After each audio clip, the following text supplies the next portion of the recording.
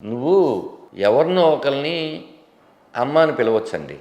అందరిని అమ్మ అని పిలవచ్చు. వాళ్ళు ఏమనుకోవచ్చు. మీ నాన్నని తప్ప నువ్వు ఇంకో నాన్నని ఎలా పిలవగలవు? మీకు 10 మంది బాబాయిలు ఉంటారు, 5 అక్కయ్యలు ఉంటారు, చెల్లెళ్ళు ఉంటారు, 100 మంది ఉంటారు. వీళ్ళు ఒకే ఒక పీస్ అండి. ఆ దేవుడు మనకు సృష్టించింది ఒకే అమ్మ, ఒకటే నాన్న. ఉన్నప్పుడు ఆ విలువ తెలుసుకోండి. నాలాంటి వాడు చెప్తున్నాడు అంటే నా పెయిన్ మీకు అర్థం కావట్లేదు.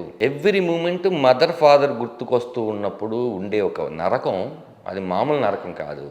దయచేసి నేను ఈ సిగ్నేచర్ టీవీ లోంచి మీ అందరికీ చెబుతుంది ఏంటి అంటే, మీకు ఆ ఛాన్స్ ఉంటే మీరు వెళ్ళి వాళ్ళ కాలు పట్టుకుంటారో, లేకపోతే మీరు వాళ్ళతో గొడవ పడతారో, ఏం చేస్తారో తెచ్చేసుకోండి. అమ్మా నాన్న లేని ఇల్లు కుటుంబమే కాదు. నేను చెప్పాలనుకున్నాను, మీరు చెప్తుంటే నాకు అది గుర్తుకొచ్చింది. వ్యాలిడ్ పాయింట్ మేడం అది.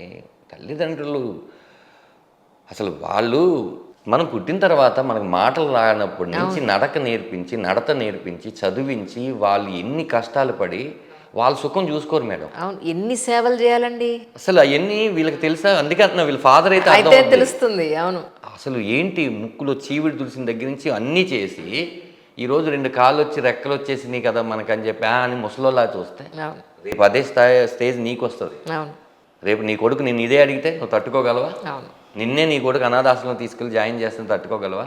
రేపు నీకు వస్తుంది. ఎందుకంటే కర్మ బూమరాంగ్. అవును, ఎవరిని వదలరు. అది తెలుసుకోవాలి అందరూ. నిజం. ఆల్మోస్ట్ చంటి పిల్లలు అని అంటే మళ్ళీ తర్వాత మళ్ళీ అంత వృద్ధాప్యంలో చూస్తాం. మేడం నేనేమంటున్నానంటే, మీరు చంటి పిల్లలుగా ఉన్నప్పుడు వాళ్ళు చూశారు కదా, వాళ్ళు ఇప్పుడు చంటి పిల్లలు అయ్యారు. అవును, వాళ్ళు చూసుకోండి. ఏంటండి అసలు అసలు అమ్మ అనే ఒక పదం పలకకుండా నువ్వు ఒక రోజులో ఉండగలిగితే, ఏదో ఒక రోజులో ఉండగలిగితే నువ్వు అసలు మనిషివే కాదు. Absolutely correct. అది మొదటి పదం. అది భూమి మీదకి మనం వచ్చినప్పుడు మొదటి పదం అది. ఆ మొదటి పదాన్నే మర్చిపోతే ఎట్లా?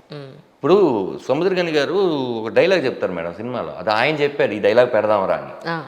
కొడుకుని చూసి ఏం తిట్టాలి, ఏం చెప్పాలి అర్థం కాకుండా ఆలోచిస్తూ ఉంటే అమ్మ వస్తుంది. ఏమండి ఇంకా వాడి గురించి ఆలోచిస్తున్నారా? నాకు ఇంకొక ఆలోచన ఏముంది చెప్పు. భూమి మంచిది, విత్తనం మంచిది, చెట్టు ఎందుకు అలా పెరిగిందో నాకు అర్థం కావట్లేదు. అమ్మ భూమి, నాన్న విత్తనం, అసలు ఎందుకు అలా పెరిగింది? ఓహో, నాకు అర్థమైంది. పెంపకంలో ఏమన్నా తప్పు ఉందా అంటాడు. ఇంతకీ ఏం చేశారండి సినిమాలో? పోలీస్ స్టేషన్లో ఏమంత పెద్ద తప్పు చేసేసారు మీరు? పైగా తప్పులే చేస్తూ ఉంటాయని తిట్టించుకున్నారు. పైగా మేడం ఒక అబద్ధాన్ని దాటేయడం కోసం 10 అబద్ధాలు ఆడితే ఎలా ఉంటుందో జీవితం. మొదటి అబద్ధం దగ్గర ఆపేస్తే ఎలా నరకం. మీకు ఒక అబద్ధం చెప్పేస్తాను, దాన్ని నిజం చేయడం కోసం నేను 10, 50, 60 అబద్ధాలు ఆడుకుంటాను. ఒక తప్పు చేసేసి ఈ విషయం మీకు నేను చెప్తే సరిపోద్ది అనుకున్న దాన్ని మీకు చెప్తే ఏమైపోద్ది అని భయంతో చాలా తప్పులు చేసేస్తాయి. సరిదిద్దుకోలేని తప్పులు చేసేస్తాయి.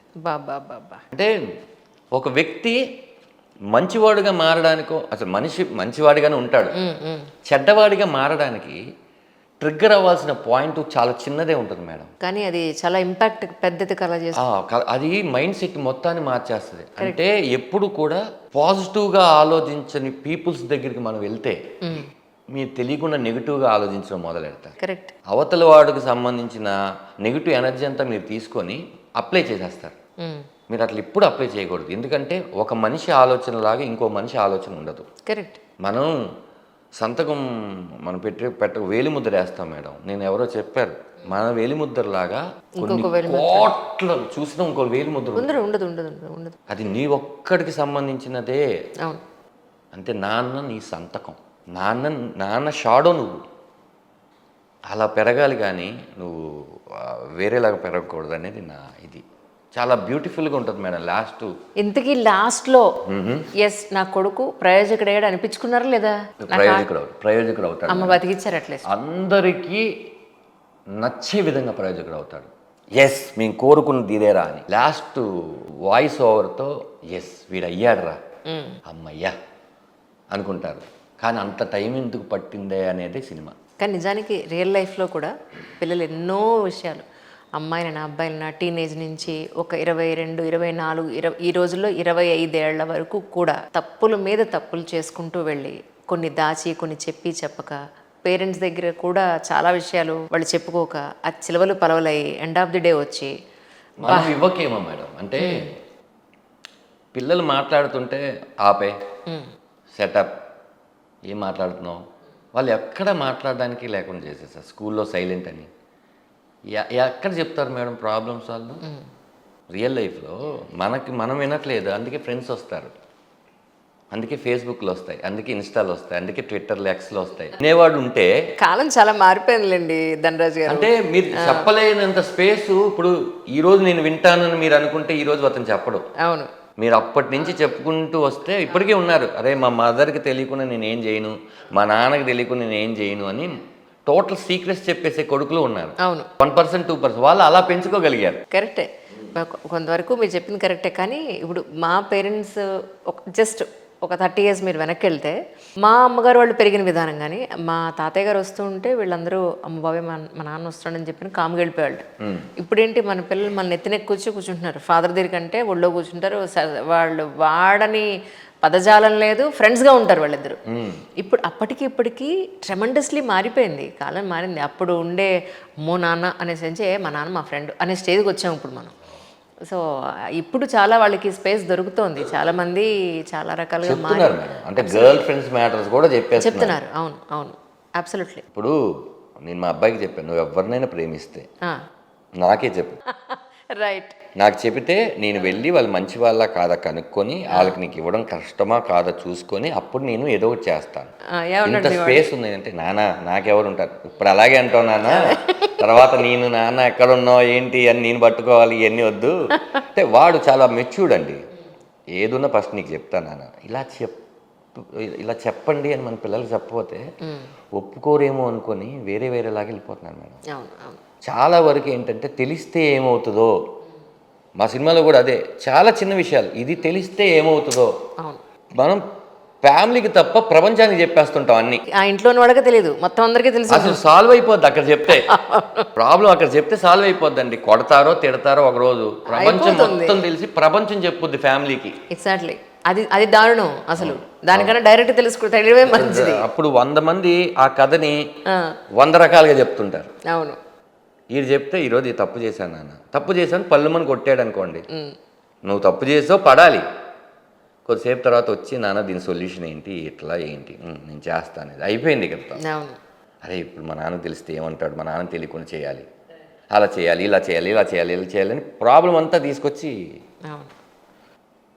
దీని మీద వేసేస్తాం.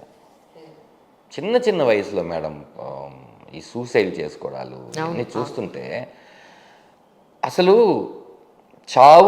చావే చాలా పెద్ద నిర్ణయం, దాని ముందు బతకడం చాలా ఈజీ. అవును, చాలా. అలా అనుకుంటే మీ జీవితంలో మీరు పడ్డ కష్టం మేడం, అది మీరు ఊరు నుంచి సినిమాలంటూ వచ్చేసిన రోజు నుంచి పడ్డ కష్టం అంత ఈజీగా చెప్పండి. అది చచ్చిపోవాలంటే రోజుకోసారి చావాలి మీరు ఇప్పటివరకు. ప్రతిసారి మనం లోకి వెళ్ళినప్పుడు వచ్చే ఆలోచన అయ్యేలా వెళ్దామని పెట్టుకోవాలి తప్ప, ఇప్పుడు నిజంగానే నీ దగ్గర ఒక 200 రూపాయలు ఉన్నాయి మేడం, ఏమండి ఈ 200 నేను 1000 రూపాయలు ఎలా చేయాలని ఆలోచించేదానికి 200 ఉన్నాయంటే అసలు నువ్వు వచ్చినప్పుడు రూపాయి లేదు నీ దగ్గర, అది ఆలోచించవే. అదే కదా, నీ దగ్గర 200 ఉన్నాయి. అవును. ఈ 200 నేను ఏం చేయాలి, ఈ 200 ఎన్ని రోజులు ఉంచుకోవాలి, ఎలా నేను అవ్వాలి, నేను చూపించాలి, కంబ్యాక్ ఎలా అవ్వాలి, ఈ కసి పెంచుకోవాలి తప్ప ఇది పోయింది అది పోయింది ఇంకా మన లైఫ్ ఏం లేదు ఎప్పుడు దిగులుగానే ఉంటే అదృష్టం కూడా నీ దగ్గరికి వచ్చి ఇదేదో దిగులుగా ఉన్నాడు ఎందుకు సూట్ అవ్వమేమో అని వెళ్ళిపోద్ది. అదే కదా మేడం, ఇప్పుడు ఏదైనా కూడా ఒక పర్సన్ ఇంకో పర్సన్ దగ్గరికి ఇదే డల్గా ఉన్నాడు, ఇంకా మనం కూడా డల్ చేస్తాడు వద్దురా బాబు అని చెప్పి వెళ్ళిపోతారు. ఆడు హుషారుగా ఉన్నాడు అనుకోండి, హుషారులోనే ఏంట్రా ప్రాబ్లం, రే నవ్వుతూ ఉండు, రేపు అలారం పెట్టుకుంటున్నామంటే అర్థం ఏంటి, రేపు మనం లెగుస్తామని కాన్ఫిడెంట్ కదా. అంతే కదండి, లేకపోతే పెట్టుకోం కదా మనం. అంత కాన్ఫిడెంట్గా రేపే ఉందని నీకు తెలిసినప్పుడు ఈ మధ్యాహ్నం ఏదో జరిగిపోద్ది, సాయంకాలం ఏదో జరిగిపోద్ది, ఏం జరుగుద్దిరా, మహా అయితే నిన్ను కొడతారు తిడతారు బాధ పెడతారు, దానికి నువ్వు వెళ్ళి నిన్ను నమ్ముకున్న వాళ్ళని నువ్వు నమ్మిన వాళ్ళని అందరిని అనాథం చేశారు. అది అలా చాలా చాలా చిన్న థాట్స్తో వెళ్తున్న వాళ్ళందరినీ నేను అసలు అప్రిషియేట్ చేయను మేడం. కరెక్ట్, అప్రిషియేట్ చేయకూడదు. అది ఇప్పుడు ఉన్న వాళ్ళు చాలా స్ట్రాంగ్ ఉన్నారు మేడం, మీరు చదువుకుంటున్నారు, మీ పేరెంట్స్ అందరూ కూడా మీకు కావాల్సింది ఇస్తున్నారు, ఫస్ట్ మీరు చదవండి, టోటల్గా చదివి మీ దగ్గర ఎడ్యుకేషన్ ఉంటే మీరు కొడతారు జాబు. చదివించడం చాలా పెద్ద బాధ్యత పిల్లల్ని, అది తల్లిదండ్రులు తీసుకోవాలి, అలాగే వీళ్ళు చదవాలి. లక్షల ఫీజులు మేడం. ఇప్పుడు ఆటో వాళ్ళు కానీ రిక్షా వాళ్ళు కానీ ఇవన్నీ మంచి స్కూల్లో చదివిద్దాం అనుకుంటారు, మంచి స్కూల్లో వేయాలంటే 50,000 అది సంపాదించాలంటే ఈఎంఐలు తెచ్చుకొని ఆ బాధని ఒక్కసారి దగ్గరుండి చాలామంది పిల్లలు ఏమన్నా కావాలంటే నాన్న వద్దు నాన్న ఇప్పుడు ఎందుకు, నీ కష్టం నాకు తెలుసు అని చెప్పే పిల్లలు కూడా ఉన్నారు. కొన్ని యూట్యూబ్ వీడియో చూస్తుంటే ఆ పిల్లల్ని చూస్తుంటే చాలా అదృష్టవంతులండి ఆ తల్లిదండ్రులు. వద్దు నాన్న నువ్వు నా మీద ఏం ఖర్చు పెట్టకు అంత పిల్లలు ఉన్నారు. కరెక్ట్. అలాగే అంటే అందరూ అలా ఉండాలి, అందరూ ఇలా ఉండాలి నేను అనట్లేదు. కష్టాన్ని గుర్తిస్తే ఆటోమేటిక్గా మీరే మారిపోతారు. అవును, అది నేను చెప్పేది. అవును, అవును.